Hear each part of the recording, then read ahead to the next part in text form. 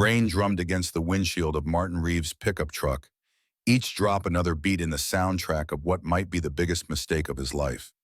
Through the rhythmic sweep of wipers, the cabin emerged from the tree line, a dark, hunched shape against the gathering storm. Even in the fading light, he could see missing shingles, a sagging porch windows clouded with decades of grime. $4,300. His last $4,300 now converted into this dilapidated structure in the 2 acres of pine forest surrounding it. Lightning slashed across the sky, illuminating the cabin in stark relief for one ghostly moment. Water poured freely through at least 3 visible holes in the roof, and the north-facing wall listed slightly as if tired of standing after all these years. Martin's fingers tightened around the steering wheel. The real estate agent had been brutally honest, empty for 15 years. No electricity, no running water, and a roof that leaked in at least 6 places. If anything, that assessment had been generous. Behind him stretched the remnants of what had once been a life with promise. 23 years laying brick and stone in the city, a marriage that had eroded like mortar in bad weather, and a daughter who viewed him through the lens of his failures rather than his intentions. Ahead sat this shell of a cabin, purchased with funds that should have gone toward Lily's college education. Every person who knew of his plan had used the same word, crazy. His ex-wife had upgraded to irresponsible. Lily had said nothing at all, her silence more damning than any accusation. Martin stepped out of the truck, the cold mountain rain immediately soaking through his jacket. The elevation made the September air sharp, carrying the scent of pine and wet earth. His boots sank slightly into the muddy drive as he approached the front door, rusty key in hand. The enormity of what he'd done pressed down heavier than the laden clouds above. 46 years old, divorced, professionally sidelined, and now the owner of what most would consider kindling with a foundation. The key fought against the lock, decades of disuse, making the simple action a struggle. When the mechanism finally yielded with a reluctant click, the door swung inward with a groan that sounded almost human. Martin stood frozen on the threshold, rain coursing down his neck as the beam of his flashlight cut through layers of darkness and dancing dust motes within. What the light revealed stopped his breath. Instead of the empty shell he'd expected, the cabin's interior displayed an ordered world. Shelves lined the walls, filled with notebooks arranged by year-old blueprints, stacked in labeled tubes, jars of hardware, sorted by size and type. A workbench ran along the back wall, its surface clear, but marked with the patina of decades of use. Tools hung on a pegboard above it, each one outlined in faded marker, a place for everything and everything in its place. This wasn't the random accumulation of a hoarder or the abandoned debris he'd been led to expect. This was the life's work of someone with purpose, with vision, with method. A person who believed order mattered. Someone who built things meant to last. Martin stepped inside the floorboards, creaking beneath his weight. His flashlight beam caught something else. A cast iron stove, a hand-pumped sink that might still work, a stone fireplace that appeared structurally sound. The cabin was rough, certainly, but underneath the dust and neglect lay bones stronger than he'd dared hope. A sudden movement in his peripheral vision made him swing the flashlight toward the rear window. For a brief moment, an eerie blue light flickered beyond the glass, then vanished. Just lightning reflecting off rainwater, he told himself, though the quality had seemed different, more focused, almost deliberate. The shelves of notebooks drew him forward.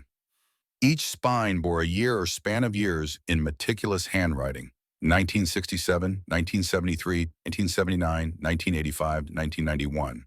The progression continued through 2010, where it stopped abruptly. Martin pulled down the earliest volume, its leather cover worn soft with handling.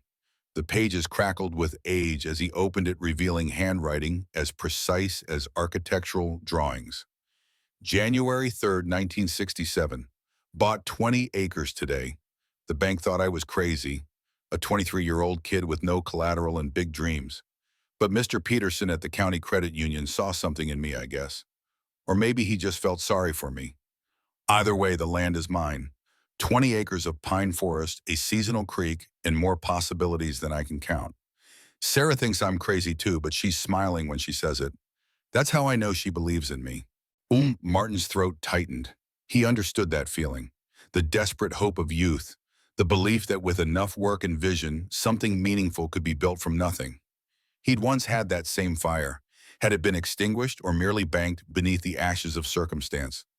Something caught his eye, a map tacked to the far wall. Moving closer, he saw it was a survey of the property, but with odd markings. Red circles dotted various locations, and a large area to the north was encircled with the notation source. And beside it, in different ink, never tell H. As Martin leaned in to examine it, his phone vibrated in his pocket. The screen showed Lily's name, surprising him. Reception this far into the mountains was spotty at best. He answered quickly. "Hey, sweetheart. I'm only calling because Mom made me." Lily's voice came through clear, despite the distance and storm, her 17 years of accumulated disappointment in him equally undiminished by technology. "She wanted me to make sure you arrived safely at your project." The way she said the last word made it clear what she thought of his decision. Martin moved to the window, watching rain cascade from a section of damaged gutter. "I'm here. The place needs work, but it's got good bones." That's what you always say about falling apart buildings. A pause heavy with unspoken accusations. "Mom says you're having a midlife crisis. That normal people buy sports cars, not abandoned cabins in the middle of nowhere." "Maybe I am. But I need to do this, Lily. I need to figure some things out." "Whatever, just don't expect me to come visit you in your hermit shack." The call ended before he could respond, leaving Martin staring at his reflection in the dark window glass. A middle-aged man standing in an abandoned cabin, soaked to the skin, holding a stranger's journal, questioning every decision that had led him to this moment. A sound from outside snapped his attention back to the present, something between a branch breaking and footsteps. Martin directed his flashlight through the window, but saw only rain and darkness. The blue light flickered again deeper in the trees, this time pulsing once, twice, then gone. He returned to the journal, seeking distraction from both the strange light and his daughter's disdain. The entries detailed the construction of the cabin, foundation work, timber selection, the challenges of building alone in all seasons. The writer, who signed his name as Thomas Edwards in a later entry, had constructed everything himself over 2 years, working various jobs in town to fund materials. Martin's respect grew with each page. Thomas had been methodical, resourceful, and possessed of that rare patience that understands how small, consistent efforts accumulate into something substantial. The parallels to masonry work weren't lost on him.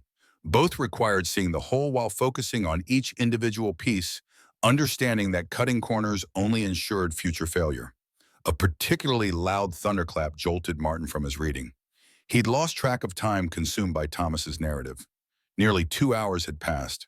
The rain showed no signs of abating, and the temperature was dropping. If he intended to spend the night, he needed heat.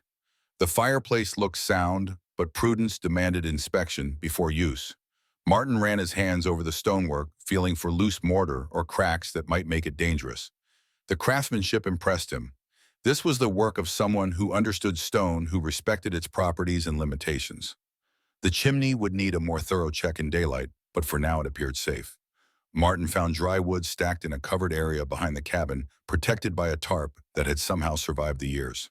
Another sign of Thomas's foresight.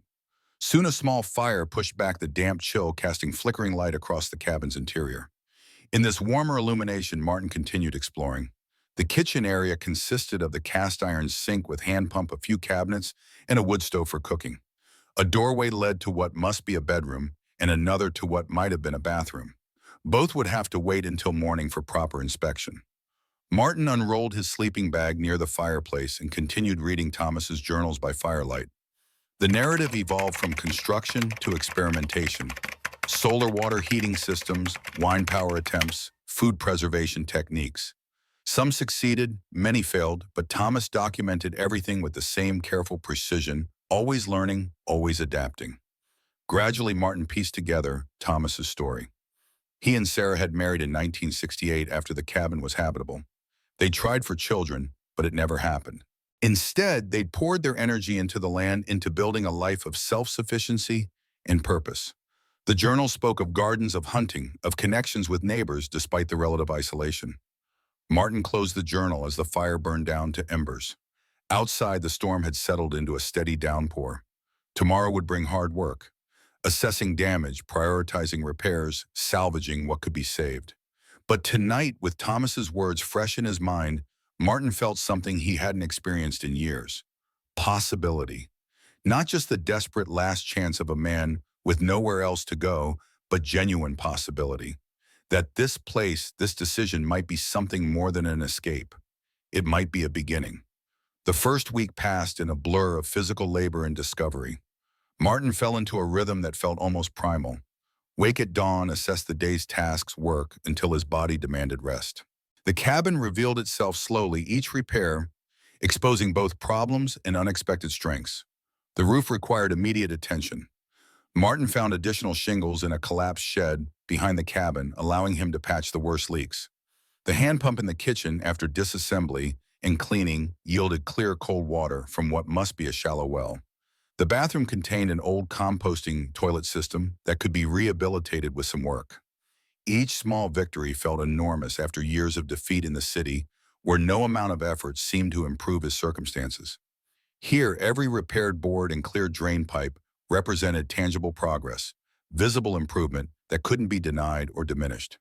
Each evening after dinner of canned soup heated on the now functional wood stove, Martin returned to Thomas's journals.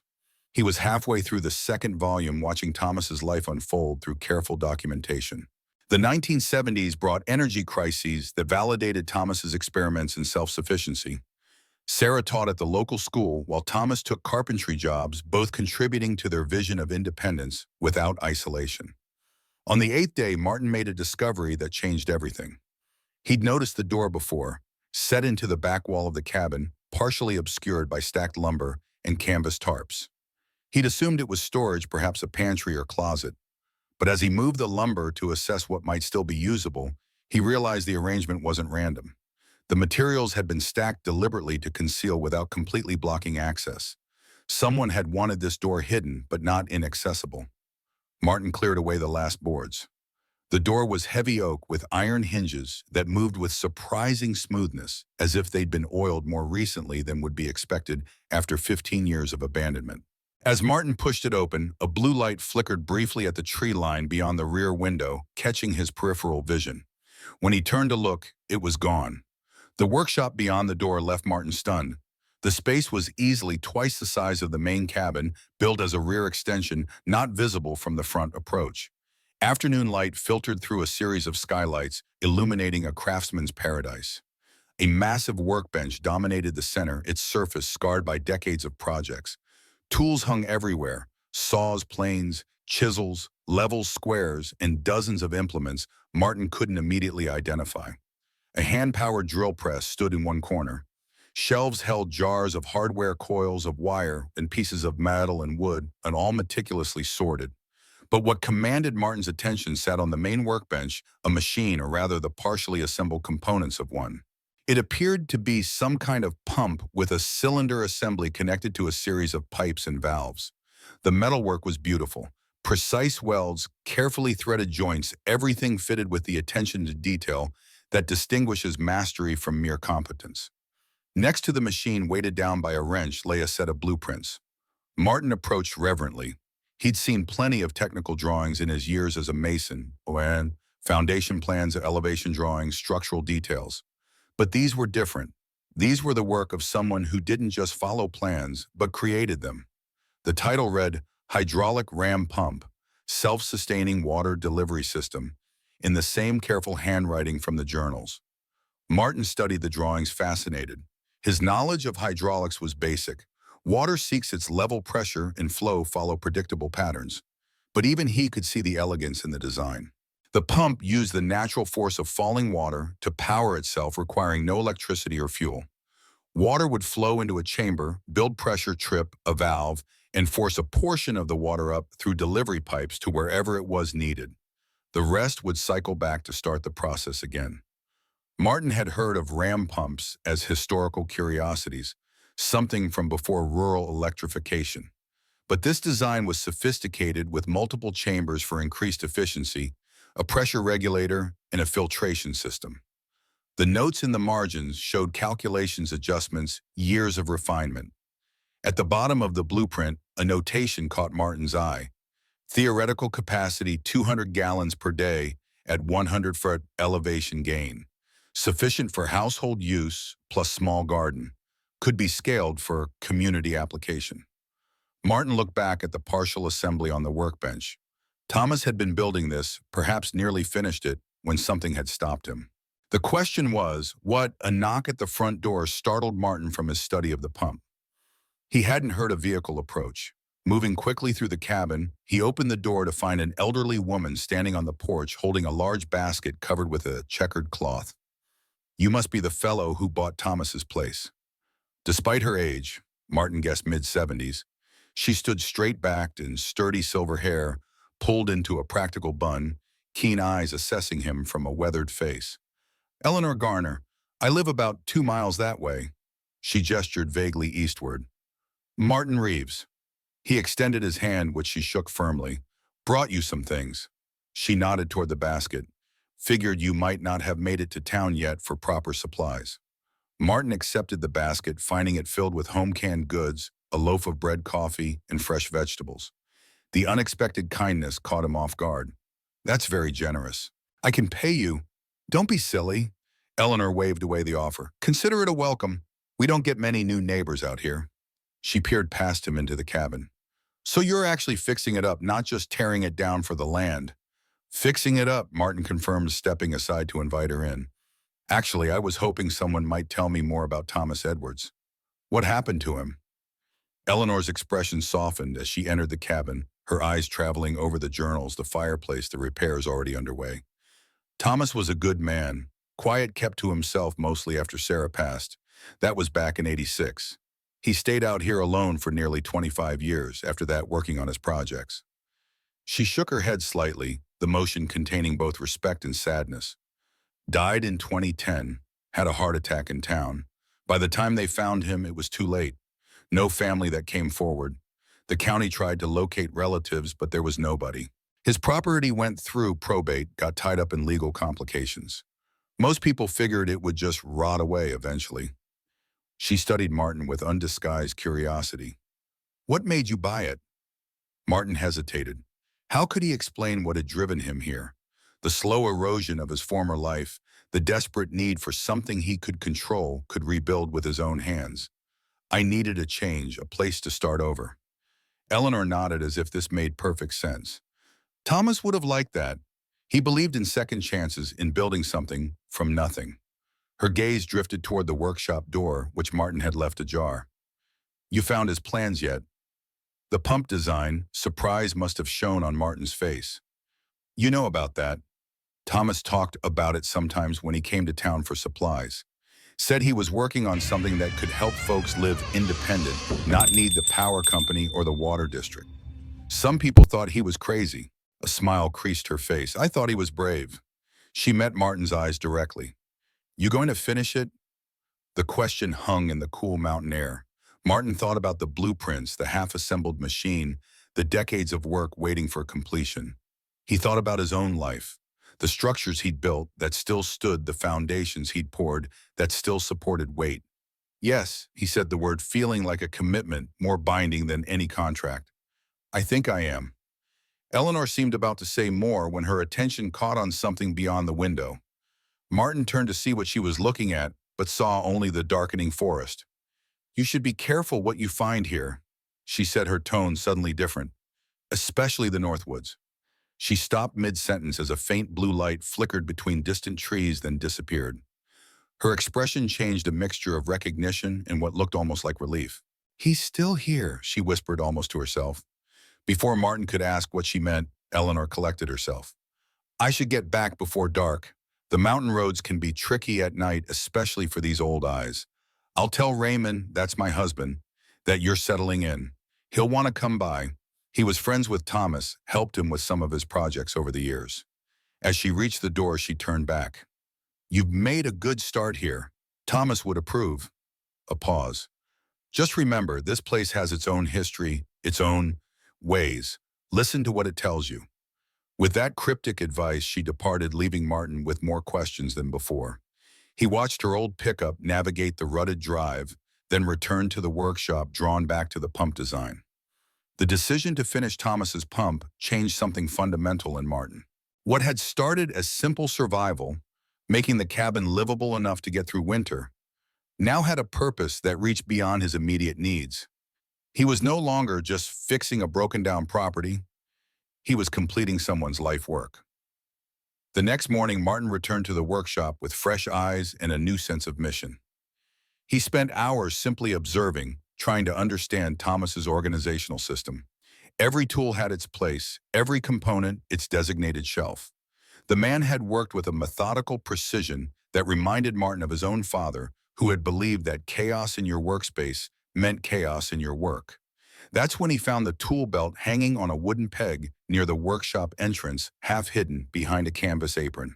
The leather was old but well-maintained, darkened with age and oil from countless hands.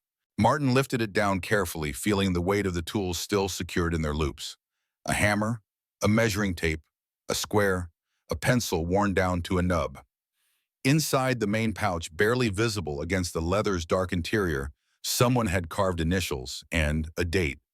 TE 1965. Thomas had made this himself, had worn it for decades, had built everything on this property with these tools hanging from his waist. Without overthinking the gesture, Martin buckled the belt around his own waist. The fit was nearly perfect, as if Thomas had been built the same way. Average height, solid through the middle from years of physical work. The weight settled on Martin's hips with a familiar comfort, the tools hanging exactly where his hands expected them to be. He caught his reflection in the workshop window and for just a moment saw his father standing there instead. His father had worn a tool belt just like this one had taught Martin that a craftsman's tools were extensions of his body deserving of respect and care. "Take care of your tools and they'll take care of you," his father used to say while cleaning his equipment at day's end. A man who lets his tools go to rust lets himself go to rust too. Martin's father had died 8 years ago, a sudden stroke that took him between one heartbeat and the next. They'd found him on a job site, trowel still in hand, having just laid a perfect line of brick. When Martin had gone to collect his father's tools, he'd found every single one of them clean oiled and organized in their cases. The memory sat heavy in his chest, a mixture of pride and loss. His father would have liked Thomas Edwards, Martin thought, would have respected the careful work, the attention to detail, the refusal to let things fall into disrepair. Wearing Thomas's tool belt, Martin began the serious work of understanding the pump design. He cleared the main workbench, spread out the blueprints, and started cross-referencing them with the partially assembled components. Thomas had completed maybe 60% of the build. The main cylinder assembly was done, the valve housing was fabricated, and most of the connecting pipes had been cut and threaded. What remained was the integration work, assembling the components into a functioning whole, testing the system, making adjustments. It was the kind of work that required patience and precision qualities Martin had developed over years of laying brick where every quarter inch mattered, and rushing meant having to tear everything out and start over. He worked through the afternoon, losing track of time as his hands busied themselves with meaningful work. The workshop had good light from the skylights, and the temperature was comfortable despite autumn's growing chill. Thomas had designed this space well, north-facing windows for consistent light, good ventilation, enough room to move around larger projects. Martin's phone rang around 4 o'clock, startling him from his concentration. Lily's name appeared on the screen, surprising him for the second time in as many days. "Hey, sweetheart." "Hi, Dad." Her voice sounded tired the way it always did when speaking to him these days. "Just checking in. How's the cabin?" "Getting better every day." Martin felt a surge of enthusiasm he couldn't contain. "I found something interesting. The guy who used to live here was an inventor, left behind all these plans and projects. I'm going to finish one of his designs, a water pump that doesn't need electricity." "That's cool, I guess." A pause. "Mom says you're not coming back." Martin leaned against the workbench, watching shadows lengthen across the clearing outside. How could he explain that returning to his old life felt impossible now? That he'd been drowning there, one paycheck behind on bills, watching work go to younger men with connections and fancy websites, living in an apartment with walls so thin he could hear his neighbors breathe. "I don't know what I'm doing yet, Lily. I just know I couldn't keep doing what I was doing." "Does that make sense?" "Not really." Another pause, longer this time. "I miss you." The words hit like a physical blow. "I miss you too, more than you know." Then why did you leave? How could he explain it to her when he barely understood it himself? Sometimes a person needs to step away from everything to figure out who they're supposed to be. I was drowning Lily. Working jobs, I hated living in a place that didn't feel like home, watching every dollar and still coming up short. I felt like I was disappearing. And you think living in the woods by yourself is going to fix that? I don't know. Maybe, maybe not. But at least I'm trying something different instead of just waiting for things to get worse.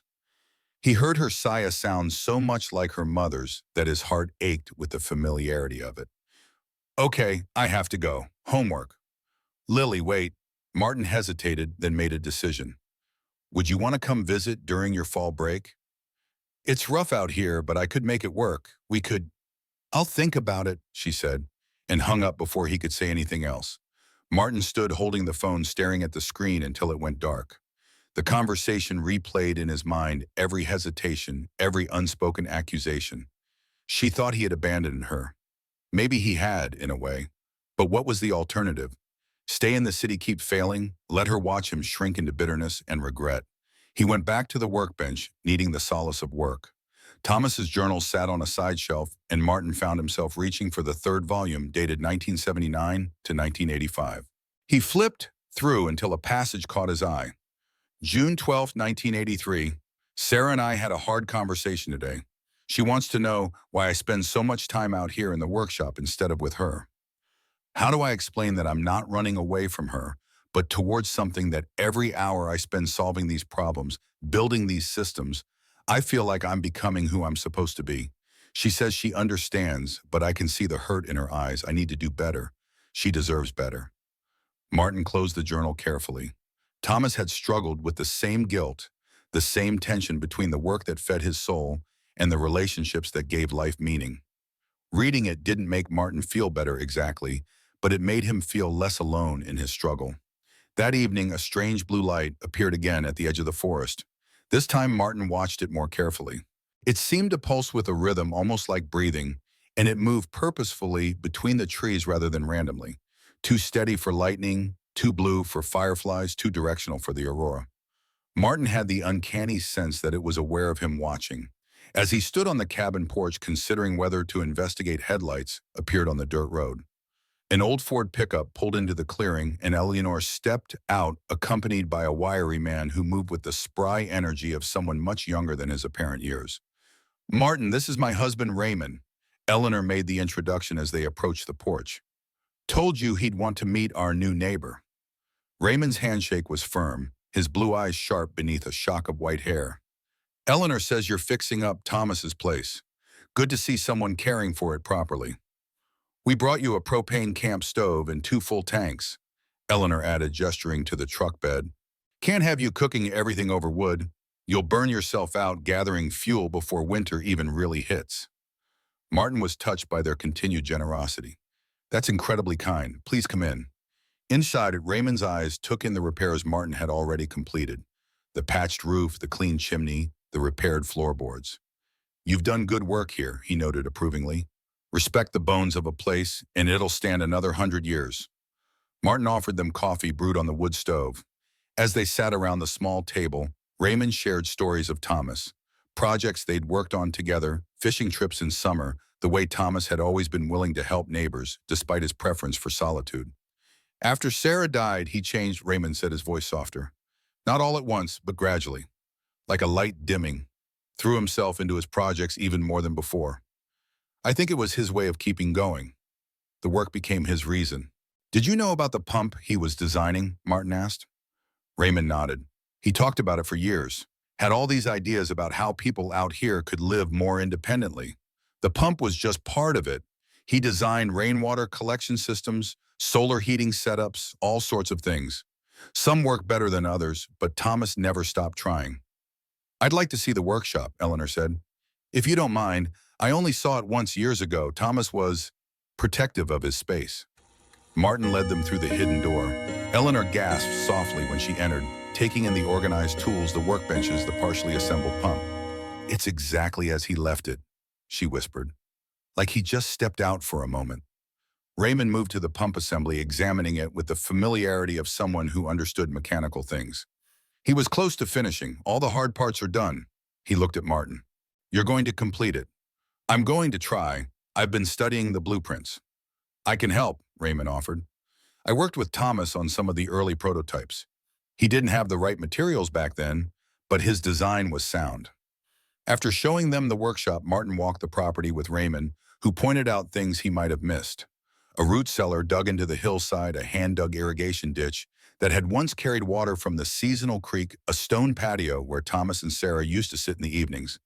He was a stubborn man, Raymond said, but stubborn in a good way, the kind of stubborn that builds things that last. He looked at Martin. Eleanor tells me you were thinking about finishing his pump project. Not just thinking about it, I'm going to do it. Raymond nodded slowly.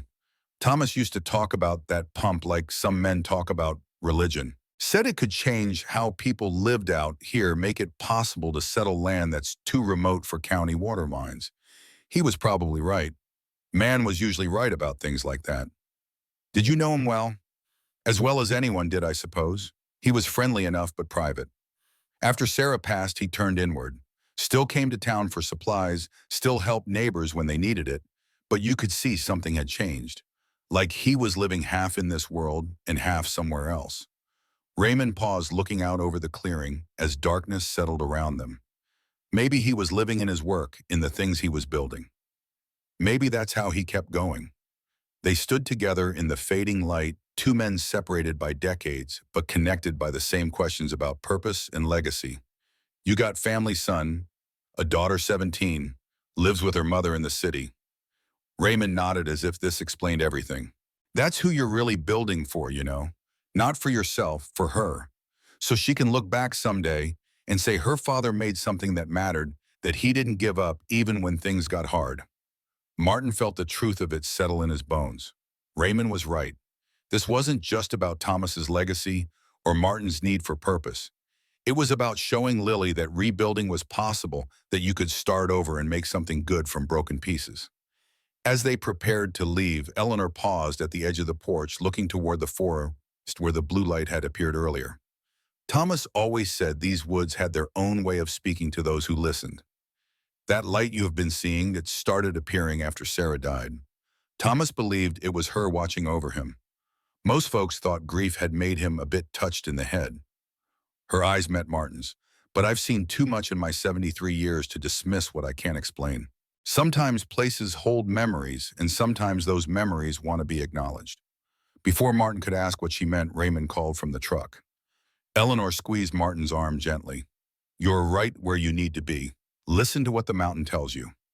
After they left, Martin sat on the cabin steps watching darkness claim the forest.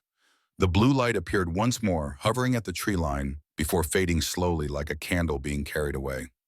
He thought about Thomas and Sarah, about the life they'd built here, about the vision that had outlived them both. He thought about Lily, about the chance to rebuild their relationship, and along with this cabin, about the legacy he wanted to leave her.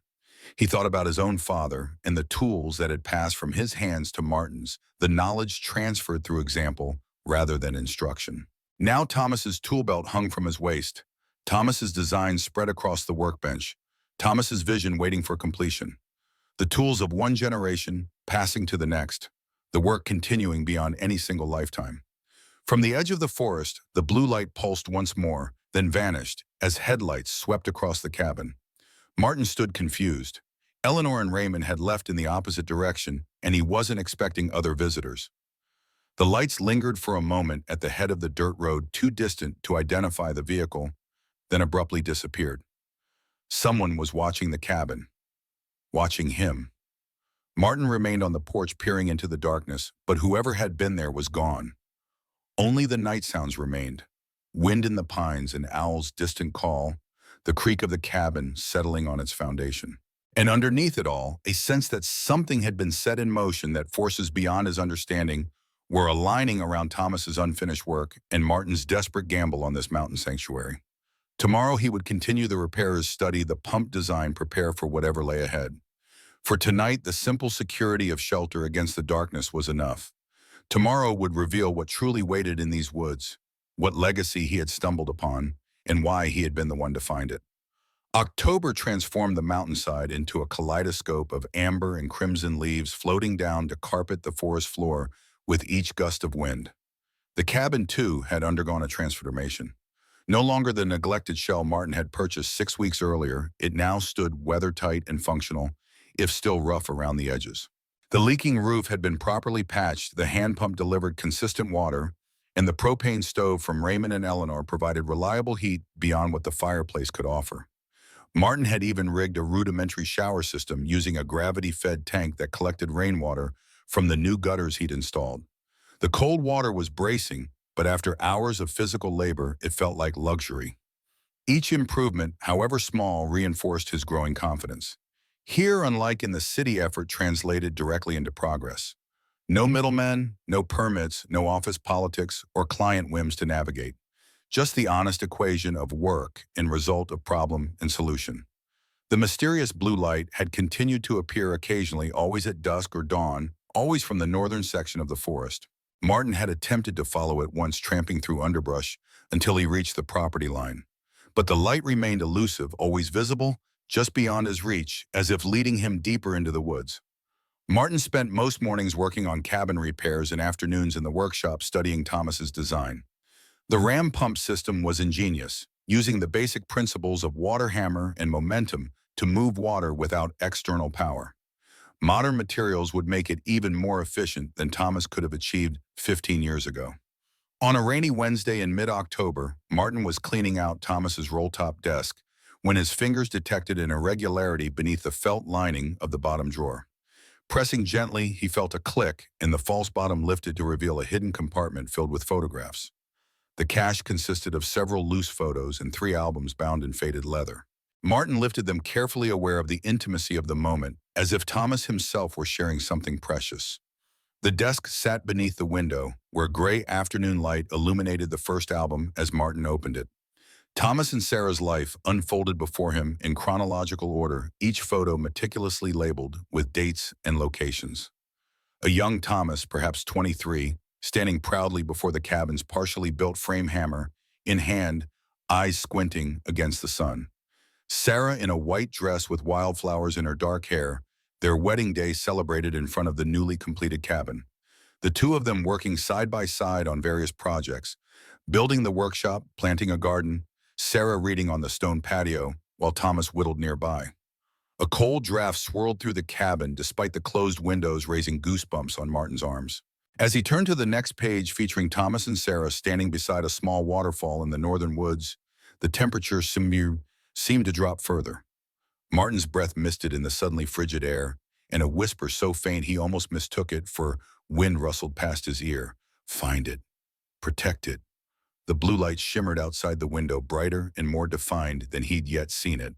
Unlike previous occurrences, this time it didn't fade or retreat, but pulsed steadily as if attempting communication. Martin moved closer to the window, and the light mirrored his movement, drawing nearer to the glass. From this distance, the light had shape. Not quite human, but not merely formless energy either. Something between the two, with fluctuating boundaries that occasionally suggested a feminine silhouette. As Martin watched, transfixed, the light contracted to a brilliant point, then exploded outward in a silent flash before vanishing completely. The chill dissipated as suddenly as it had appeared, leaving Martin alone with the photographs and questions he couldn't articulate. He returned to the albums, needing the concrete reality they represented. The progression of images told a story. Sarah appeared less frequently in later photos, and when she did, she looked increasingly frail. Thomas's face in these pictures showed new lines, a forced quality to his smile. The final photos of Sarah showed her wrapped in blankets on the patio, despite what appeared to be summer weather, Thomas kneeling beside her, holding her hand. After that, the nature of the photos changed dramatically. Instead of people, Thomas documented projects, close-ups of mechanisms and tools, the workshop interior, the pump components at various stages of completion. Only occasionally did Thomas himself appear, usually accidentally, a reflection in a window, a shadow falling across a workbench. In these glimpses, he looked older than his years, weathered by grief as much as by mountain winters. Martin closed the last album feeling as if he'd attended a funeral. He'd been reading Thomas's words for weeks, living in his space, using his tools, but seeing his face, watching his life progress from joyful young husband to solitary old man, made everything more real and more heartbreaking. As if summoned by these thoughts, Martin's phone rang. Lily's name appeared on the screen, and his pulse quickened. Their last conversation had ended awkwardly, and he'd been unsure whether she would call again. "Hey, Dad?" Her voice sounded different, less guarded. "So I was thinking about what you said about visiting." Martin's heart leapt. "Yeah. Fall break is next week. I could come up for a few days if you still want me to." Relief flooded through him. "Of course I want you to. More than anything. It's pretty rough out there, right? Mom's worried I'll be like living in a shack or whatever." "It's rustic," Martin admitted, "but it's solid. I've been fixing it up and I promise you won't freeze or starve." A pause then. "What's it like really?" Martin looked around the cabin at the clean floors he'd scrubbed, the stone fireplace. He'd repointed the windows he'd washed until they sparkled at Thomas's journals on the shelf and the photo albums on the desk. "It's quiet. So quiet you can hear the wind in the trees, hear birds you never knew existed. The stars at night are incredible. No light pollution, so you can see the Milky Way like a river across the sky. And the work is good. Real work building and fixing things. I feel like I'm finally doing something that matters." "You sound different, calmer or something." "Maybe I am.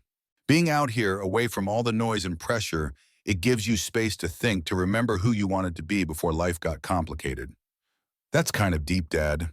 Her tone held a note of teasing that he hadn't heard in years. Martin laughed. "I've had a lot of time to think." He paused. "So you'll come?" "Yeah, I'll take the bus to Whitefish on Friday.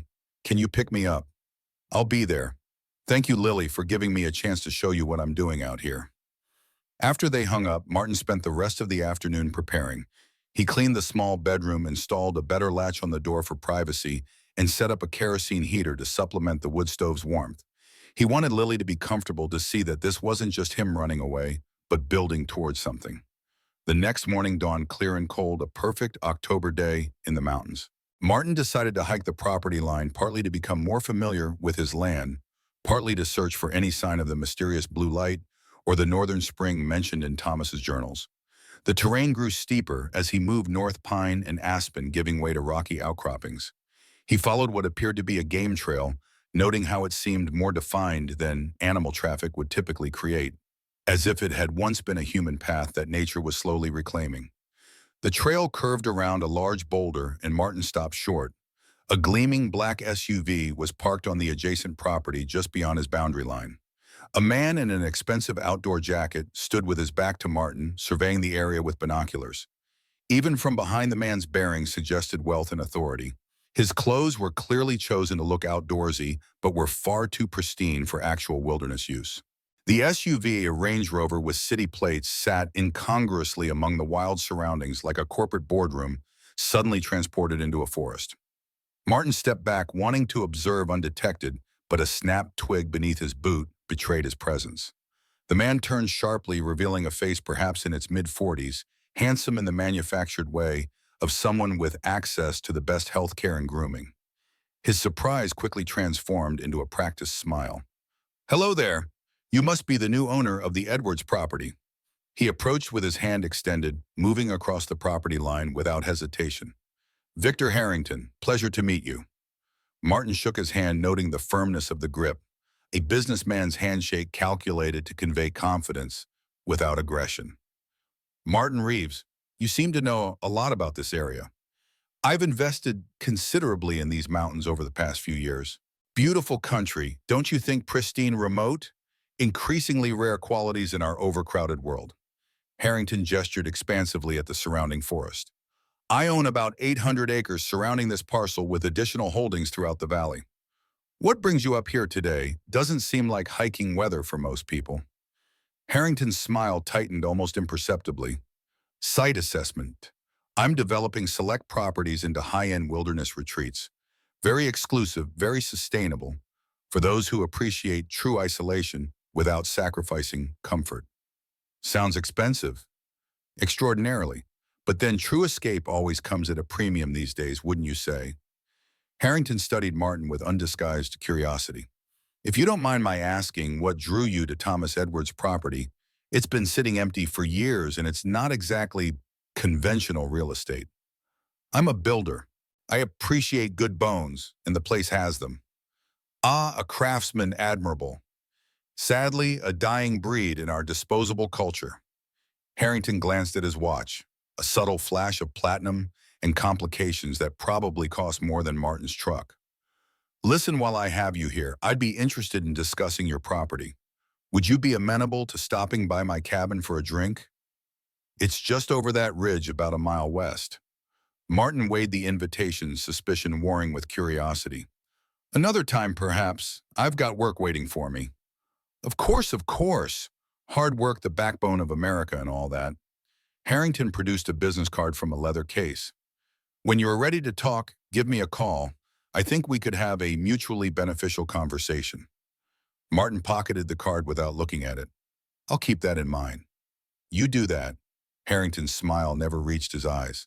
Oh, and Mr. Reeves, be careful in these woods. They can be unpredictable, especially around the old Edwards place. All sorts of strange stories attached to that land. Before Martin could respond, Harrington turned and walked back to his vehicle with the confident stride of someone who expected the world to accommodate his passage. The Range Rover's engine purred to life, and Harrington executed a neat three-point turn on the narrow forest road before accelerating away. Martin continued his hike, but the encounter had soured the morning's peace. The fact that Harrington owned land surrounding Thomas's property and was clearly interested in acquiring it as well set off warning bells. The man's polished charm couldn't quite conceal a predatory quality like a wolf wearing cashmere. When Martin returned to the cabin, he found Eleanor waiting on the porch with a basket of fresh bread and preserves. Saw the Range Rover heading down from the North Ridge. She handed him the basket without preamble. So you've met Victor Harrington.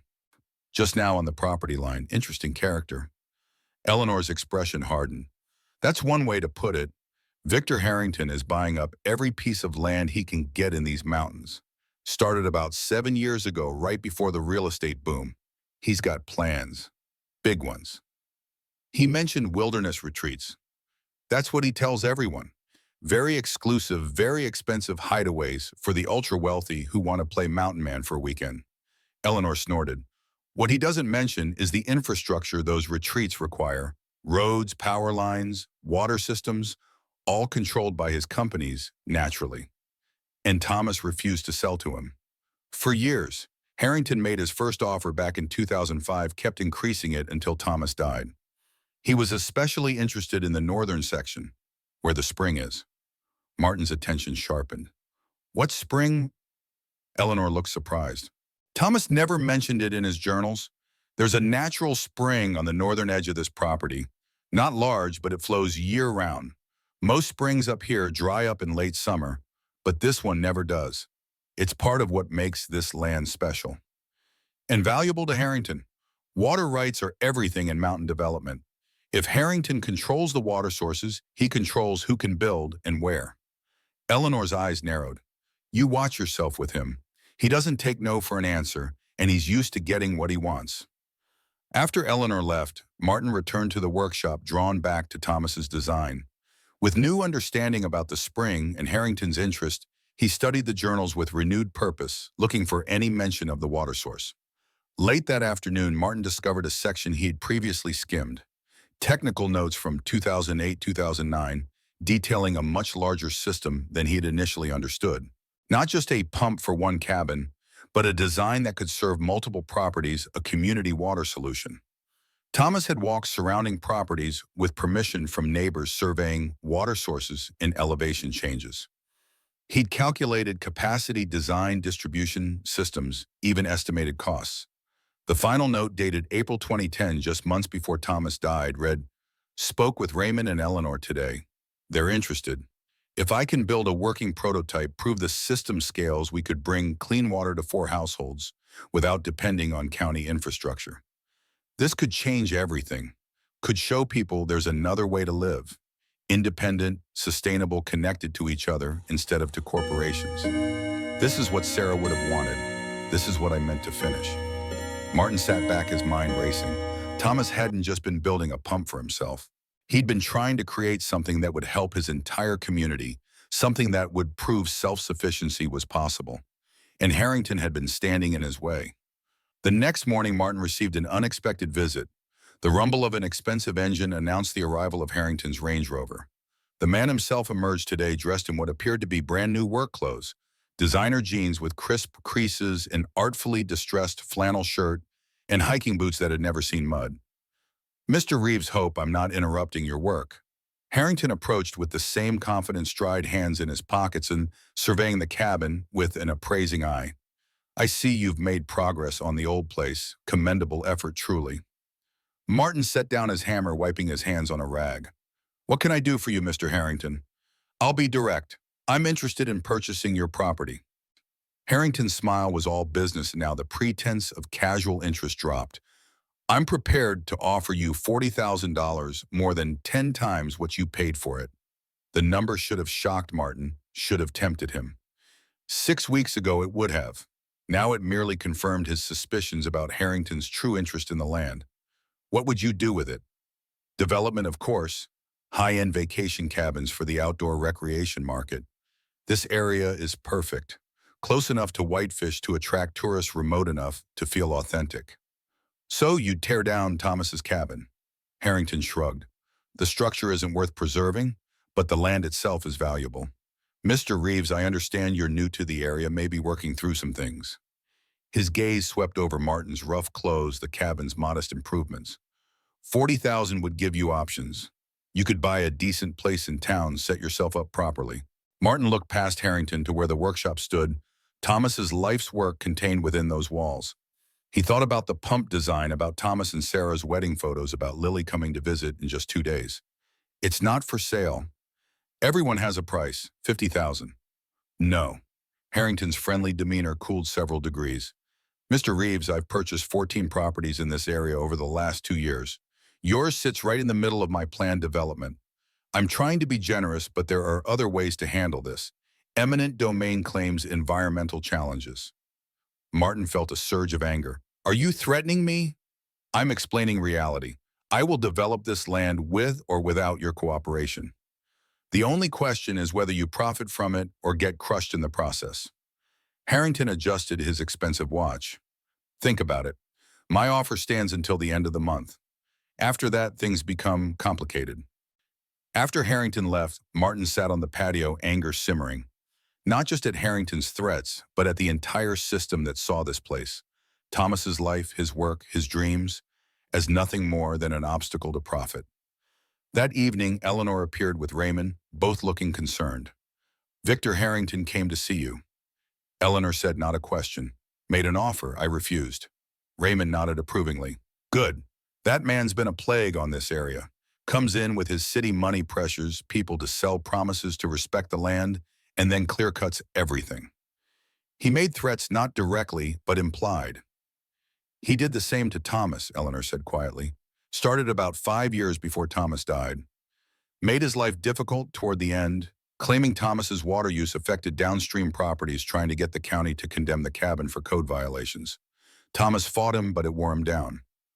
Martin felt a chill. Thomas died fighting to keep this place. In a way, the stress didn't help his heart, that's for sure. Eleanor met his eyes. We're glad you're here, Martin. Glad someone's standing up to Harrington. But you should know what you're up against. He has lawyers' money connections at the county level. I'm not leaving, Martin said firmly. I'm finishing Thomas's pump, and I'm staying. Raymond smiled. That's what we hoped you'd say. You're not alone in this. There are others in the area who've resisted Harrington. We look out for each other out here. Over the next few days, Martin threw himself into work on the pump with renewed intensity. It wasn't just about honoring Thomas anymore. It was about proving that some things mattered more than money, that legacy and purpose couldn't be bought and bulldozed.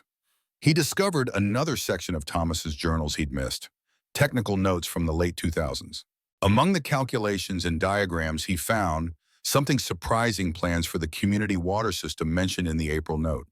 The design was detailed and comprehensive, showing how the pump could be scaled to serve multiple households efficiently.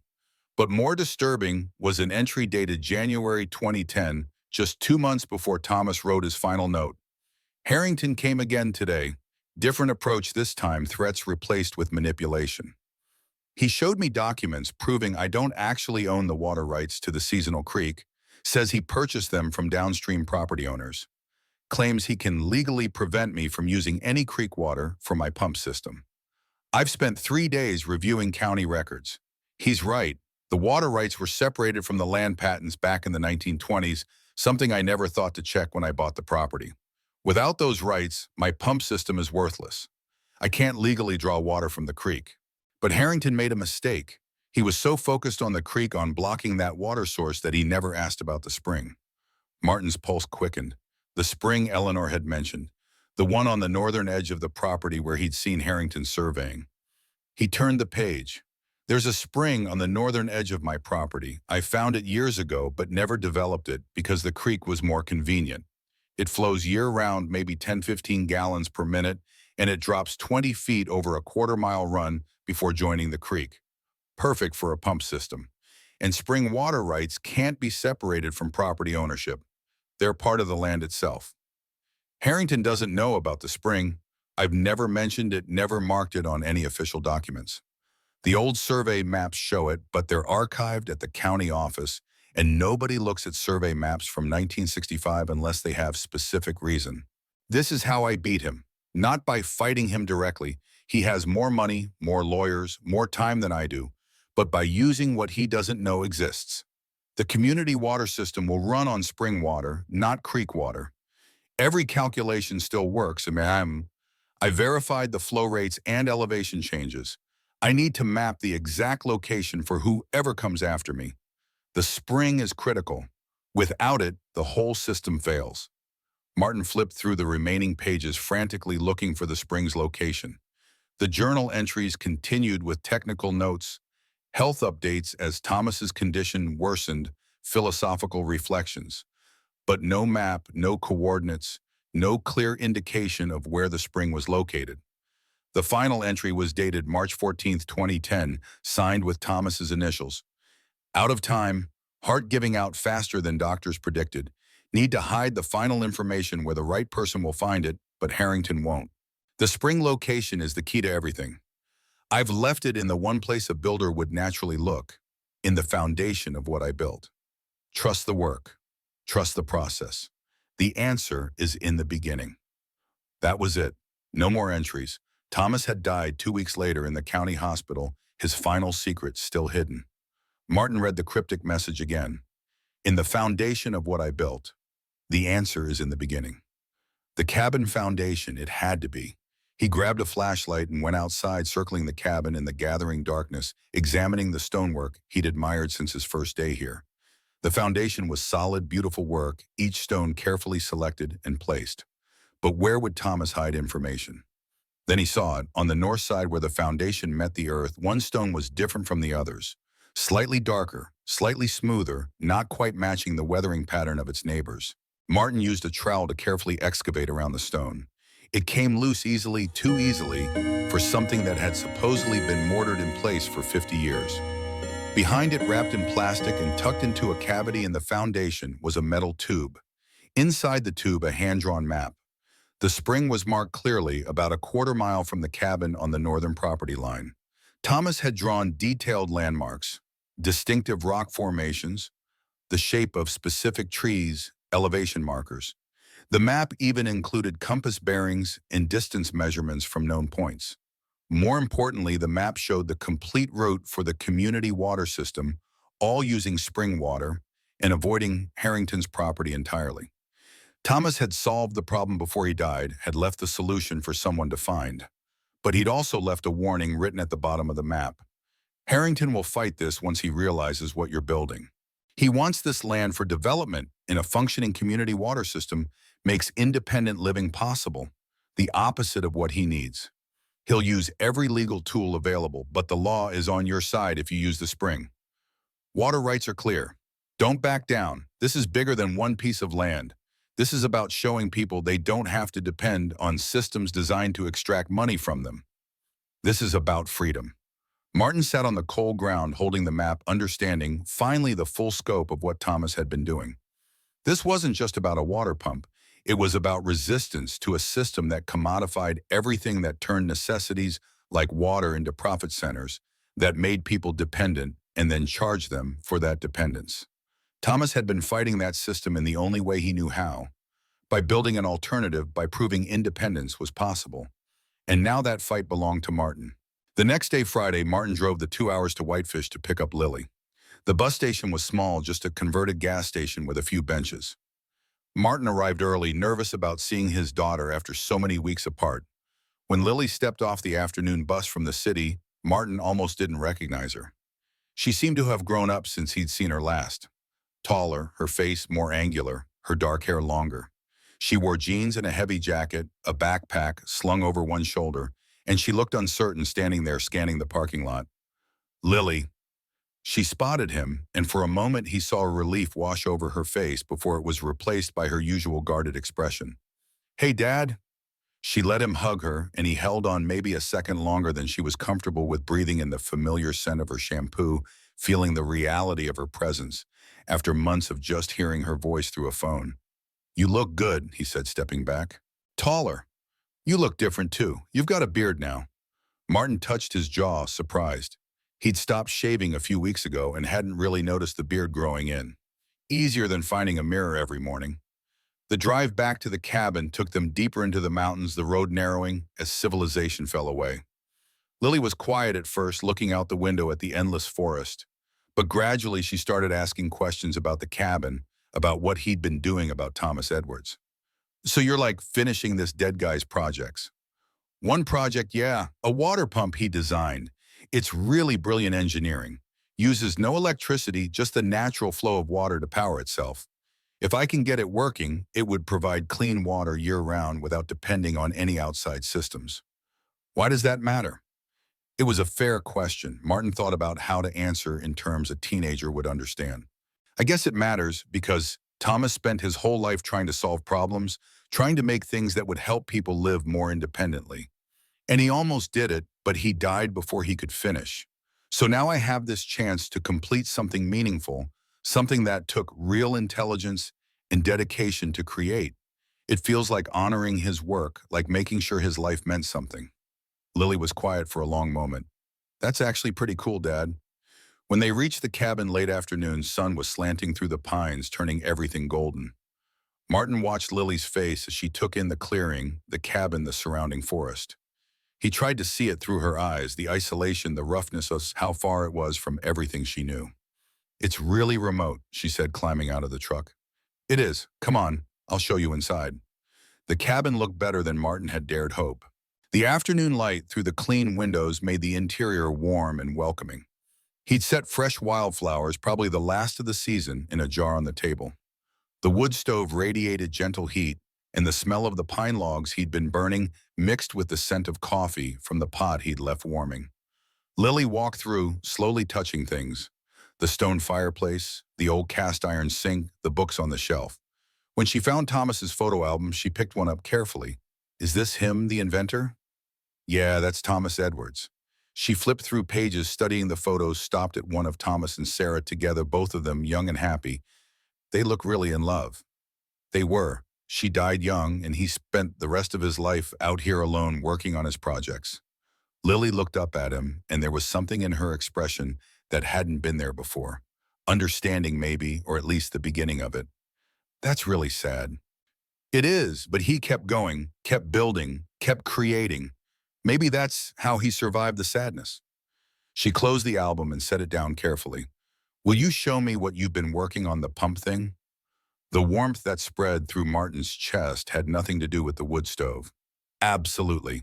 Come on. Over the next 3 days, Martin watched his daughter transform. The awkwardness between them dissolved gradually as they worked side by side in the workshop. She loved the pump project, asking questions about how things worked, helping organize components, even sketching some of Thomas's designs in a notebook she'd brought. This is actually really cool, she said on the second day, studying the pump blueprints. Like he figured all this out without computers or anything, just his brain and paper. That's what makes it impressive, Martin agreed. Modern engineers have simulation software, can model everything digitally. Thomas had a pencil and his understanding of physics. Lily looked thoughtful. We're doing a project in school about innovation and sustainability. I could write about this, about Thomas and the pump, if that's okay. More than okay. I think Thomas would have liked that. Someone telling his story. They worked together, Martin teaching Lily basic tool use while he assembled pump components. She wasn't naturally mechanically inclined, but she tried, and her questions were smart.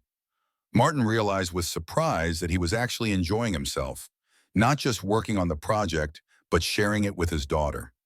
On their last evening, they sat on the stone patio as the sun set behind the mountains. Martin had made a fire in the outdoor pit Thomas had built, and they roasted hot dogs on sticks, something they hadn't done since Lily was small. "I'm going to miss this," Lily said quietly, staring into the flames. "Not the lack of Wi-Fi or the outhouse, but this, just being with you without all the other noise. You can come back anytime, holiday, summer break, whenever you want. I might take you up on that." She poked at the fire with her stick. "Dad, can I ask you something? Anything. Do you think you and Mom will ever—" She trailed off. "Get back together," Martin finished gently. "No, sweetheart, that door is closed. We weren't good for each other anymore, hadn't been for a long time." "I know, I just thought I should ask." They sat in comfortable silence, watching sparks rise into the darkening sky. Somewhere in the forest, an owl called, and another answered from farther away. "What are you going to do about that Harrington guy?" Mom Googled him. "He's like super rich and powerful. He's used to getting what he wants." Martin was surprised she remembered his mention of Harrington from one of their conversations. "I'm going to finish Thomas's water system. Prove it works. Harrington doesn't want that because it undermines his whole business model. He wants people dependent on his infrastructure. So it's kind of like David and Goliath." Martin smiled at the comparison. "I guess it is.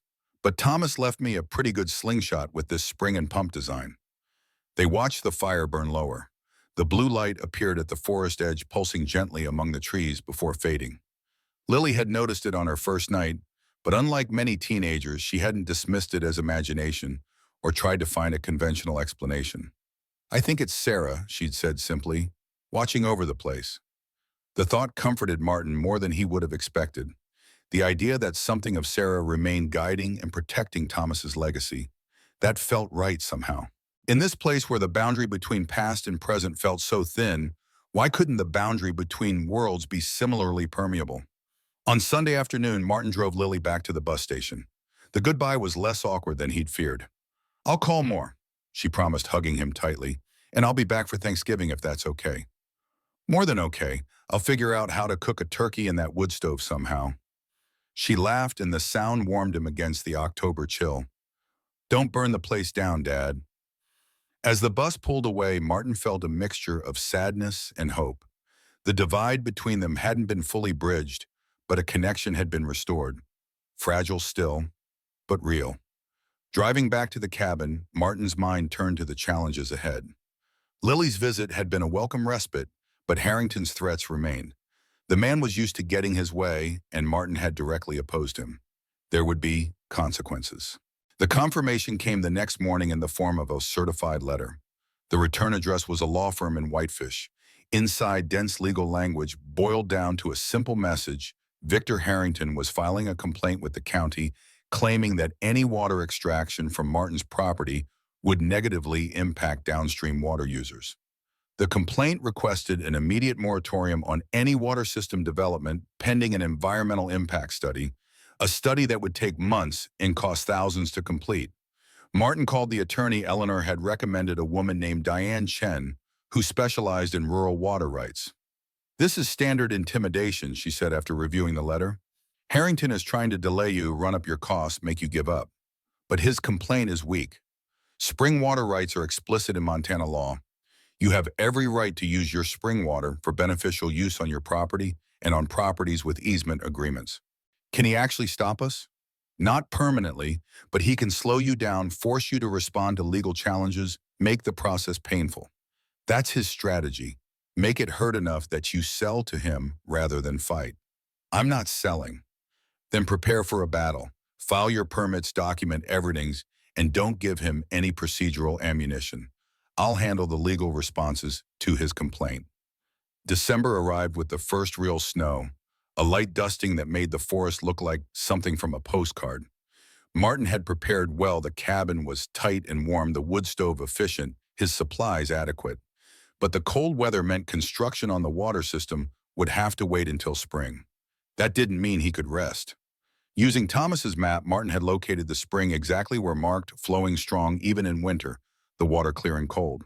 He spent 3 days surveying the entire route for the community water system, confirming Thomas's measurements, marking the path with GPS coordinates and flagging tape.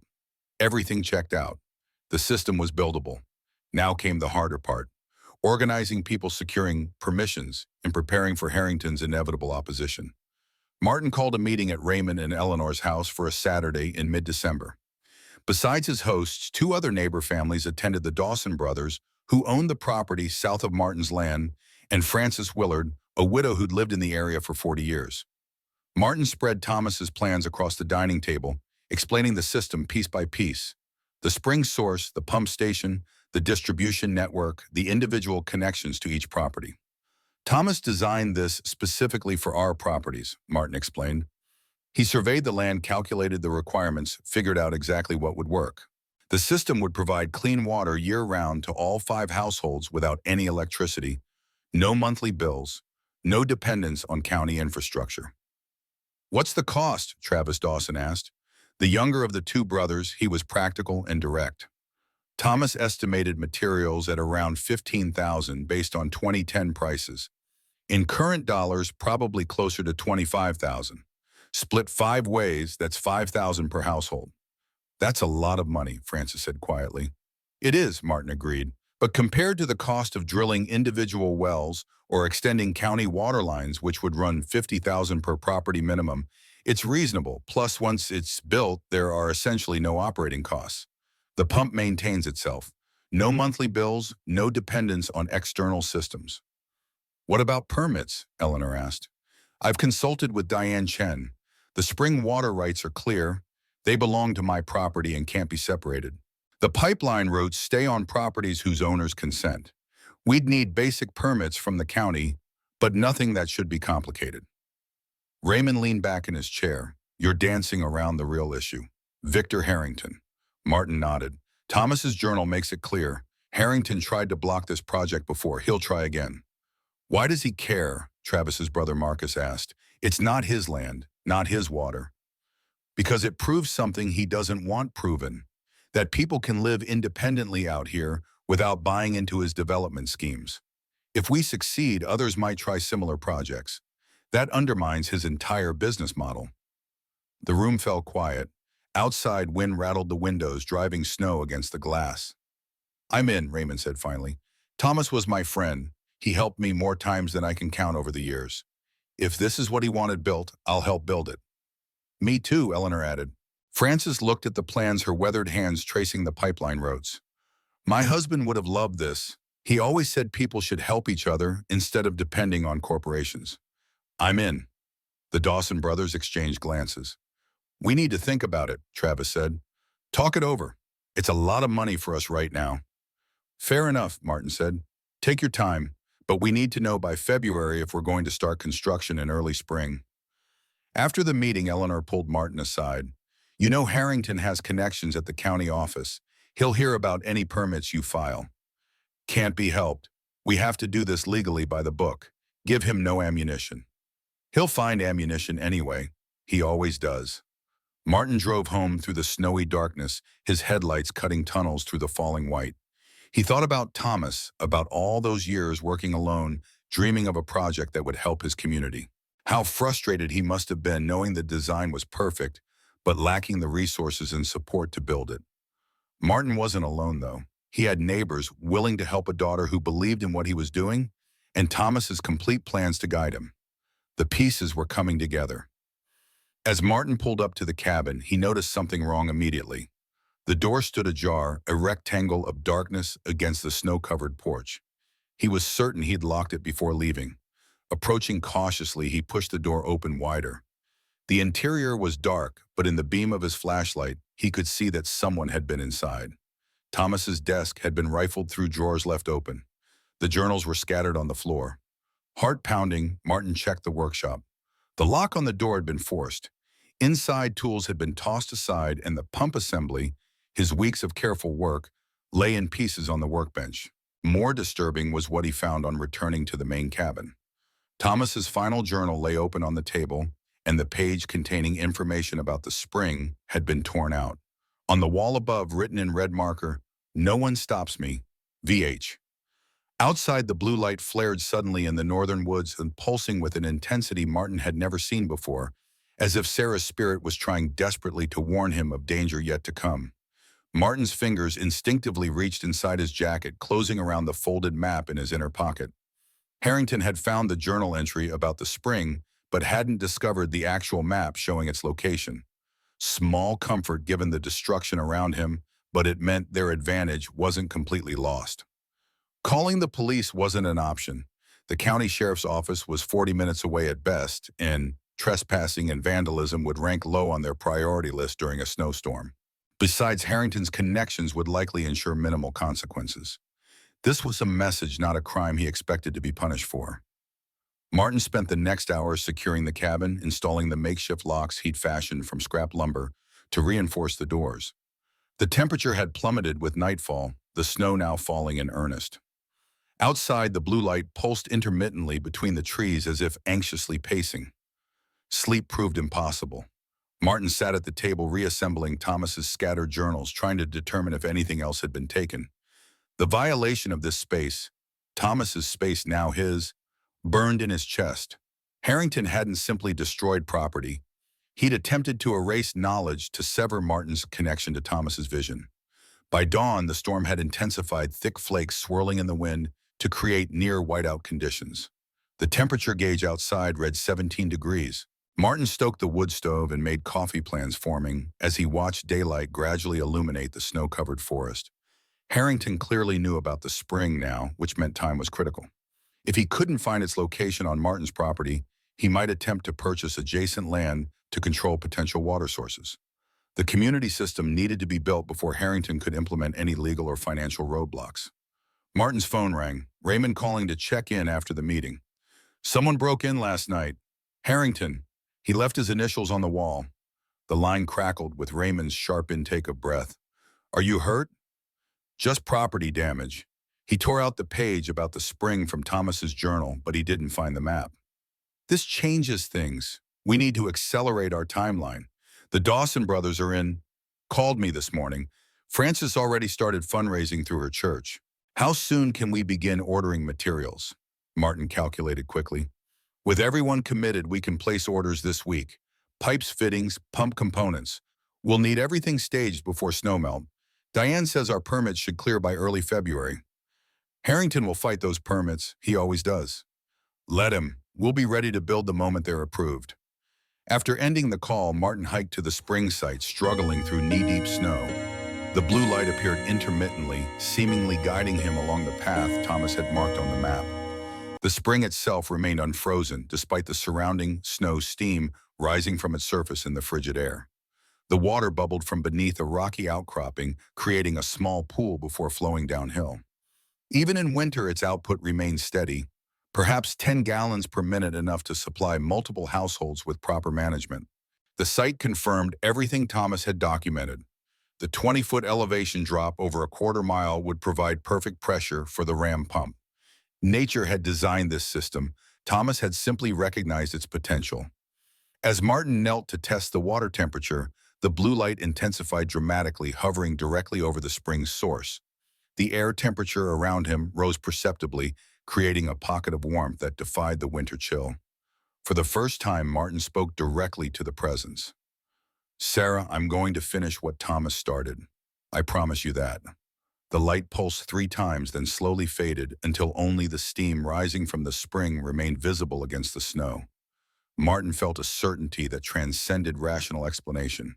He was on the right path, and something beyond normal understanding was acknowledging his commitment.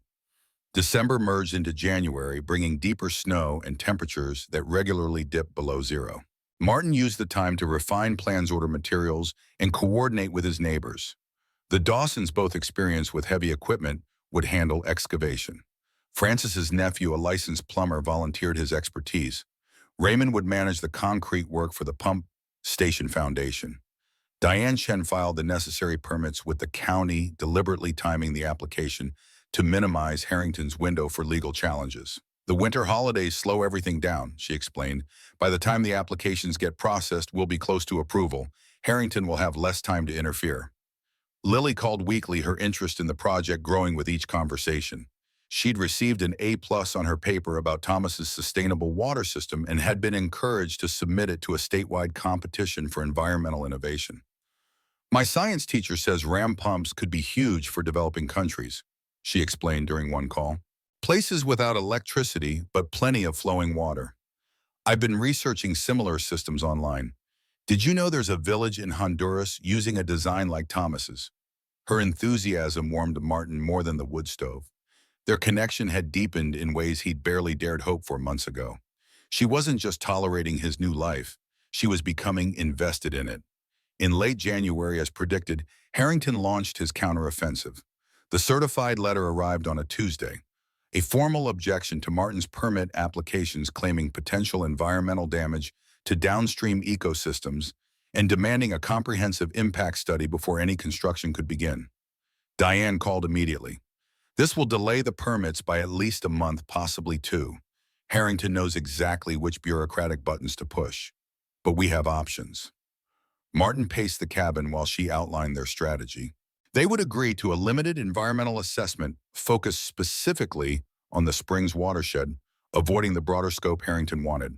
Simultaneously, they would document the intended beneficial use of the water, a key legal standard that strengthened their position. We play by the rules, but we don't let him expand the battlefield, Diane concluded. This is about wearing you down, making you miss the spring construction window. Don't let him. The next morning, a more personal warning arrived. Martin opened the cabin door to find a sealed envelope on the porch, his name typed on the front. Inside, a single printed page. Final offer, $75,000 for the property as is. Deadline February 15th. After that, legal challenges will make your project financially impossible. Choose wisely. No signature, but none was needed. Harrington had escalated from vandalism to direct financial pressure, tripling his original offer, while simultaneously threatening financial ruin. The amount represented more money than Martin had earned in the past 3 years combined, enough to restart his life anywhere else, to help with Lily's college expenses, to escape the looming battle. Martin placed the letter on the wood stove and watched it blacken and curl in the flames. Some decisions transcended financial calculation. This land, this project, this community, they had become more than property or investment. They represented a vision of independence that money couldn't buy and shouldn't be allowed to destroy. February arrived with unusually warm temperatures that accelerated snowmelt.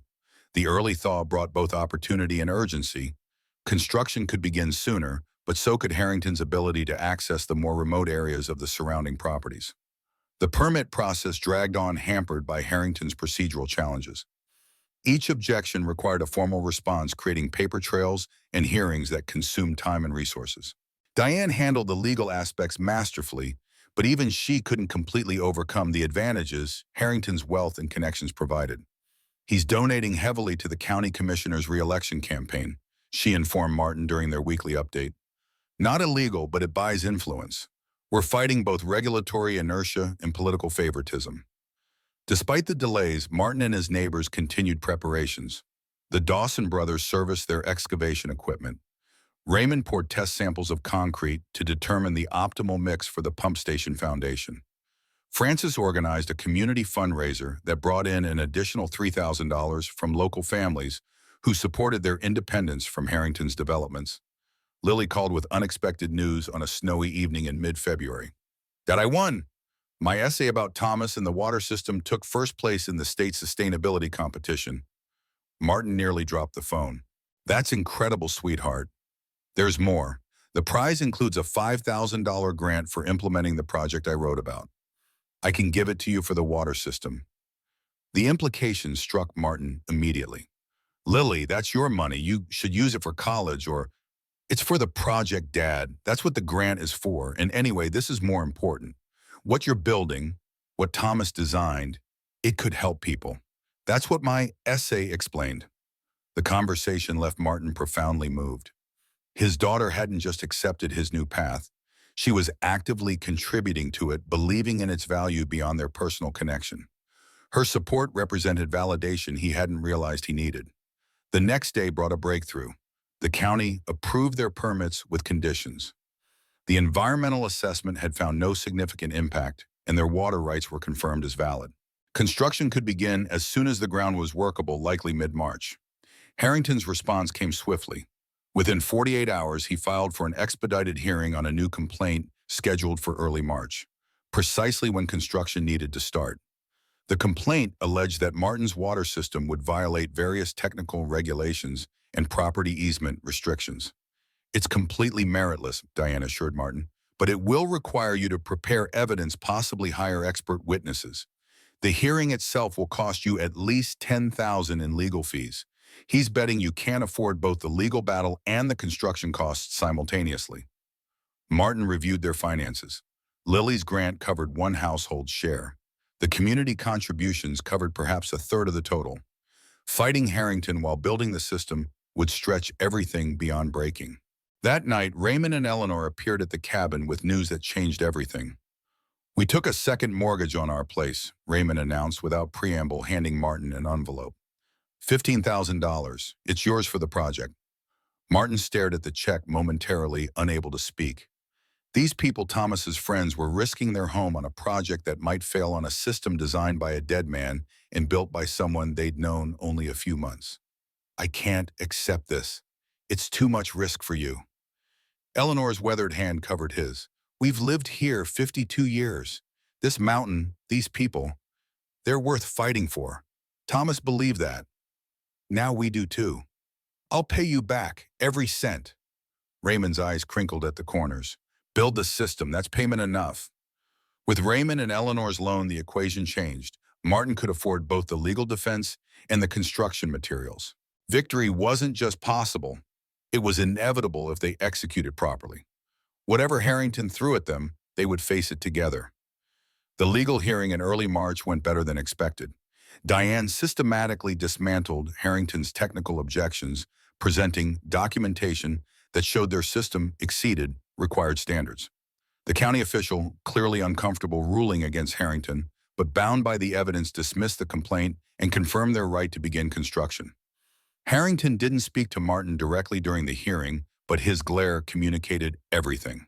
This wasn't over. As they left the county building, Martin overheard Harrington on his phone.